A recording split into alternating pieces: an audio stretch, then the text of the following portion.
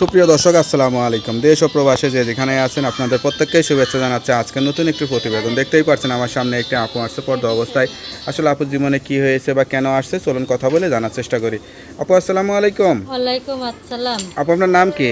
আমার নাম ফাতেমা। ফাতেমা আপু, কেমন আছেন আপনি? আলহামদুলিল্লাহ। ভালো আছেন? জি ভালো আছি। আপনার বাড়ি কোথায়, ঠিকানা আমার কোথায়? বাড়ি মাদারীপুর। মাদারীপুর। পরিবারে কে কে আছে? বাড়ি আমার ভাই আছে, আমার মা আছে, আব্বা নাই, আব্বা মরে গেছে। আপনার বিয়ে শাদী হয়নি? জি ভাইয়া বিয়ে হয়েছিল, স্বামী আমারে ডিভোর্স দিয়েছে বলে তাই প্রতিবেদনে আইছি সুন্দর একটা মনের মানুষের জন্য। বাচ্চা কাচ্চা আছে? জি না ভাইয়া, বাচ্চা কাচ্চা না। আচ্ছা আচ্ছা। তো কতদিন সংসার করছিলেন? সংসার করছি 1 মাস। মাত্র 1 মাস? জি। আচ্ছা আচ্ছা। তো এখন আসলে কি আশা বা কি চিন্তা করে আসছেন প্রতিবেদনে? চিন্তা ভাবনা করে আইছি যে একটা যদি মনের মানুষ পাই সারা জীবনের জন্য জীবন সাথী করবো, তার আচ্ছা জন্য আচ্ছা আইছি। আচ্ছা আচ্ছা। মানে বিয়ে শাদী করবেন সে আশা নিয়ে জি আসছেন? জি, বিয়ে শাদীর জন্য আইছি। আচ্ছা। তো একবার যেহেতু বিয়ে হয়েছিল সবাই তো চেহারাটা দেখছে, মুখ দেখছে, তো এখন চেহারাটা দেখাইলে সমস্যাটা কি? ভাইয়া পর্দার মধ্যে থাকি তো তার জন্য। পর্দায় থাকেন সেই কারণে?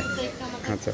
তো এখন যদি কেউ সরাসরি আসে বিয়ে শাদী করতে চায় তাহলে তো চেহারা দেখাবেন? জি ভাইয়া, আমার যদি কেউ আসে আমি তারে বিয়ে শাদী করবো। বিয়ে শাদী করবেন। লেখাপড়া করছিলেন? না ভাইয়া, বাংলা পড়াশোনা জানি না, আরবি। আচ্ছা। তো যদি কোনো বয়স্ক মানুষ বিয়ে করতে চায়, তার বউ মারা যায়, বাচ্চা কাচ্চা থাকে, সেরকম কাউকে এরকম করবেন? একটা হলেই চলবে। এরকম একটা হলেই ভালো হয়। আপনার কোনো সম্পত্তি আছে, জায়গা জমি টমি আছে? আমার একটু জমি আছে ভাই, বাড়ি ঘর না। লেখাপড়া করছিলেন? লেখাপড়া করা হয়েছিল আপনার? না না, লেখাপড়া করেন না, না, তাই না? না।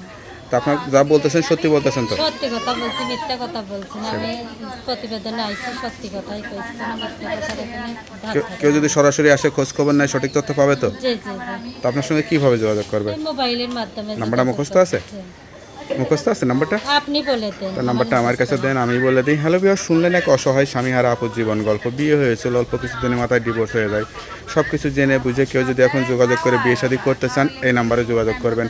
আপনার নাম্বারটি হচ্ছে 01707188803 নাম্বারটা খোলা থাকে তো?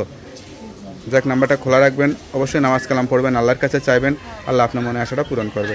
আর কিছু বলতে চান? জি না ভাই, আর কিছু বলবো না, আপনি ভালো থাকেন। লোকে আপু ভালো থাকেন, দোয়া করি। আসসালামু আলাইকুম।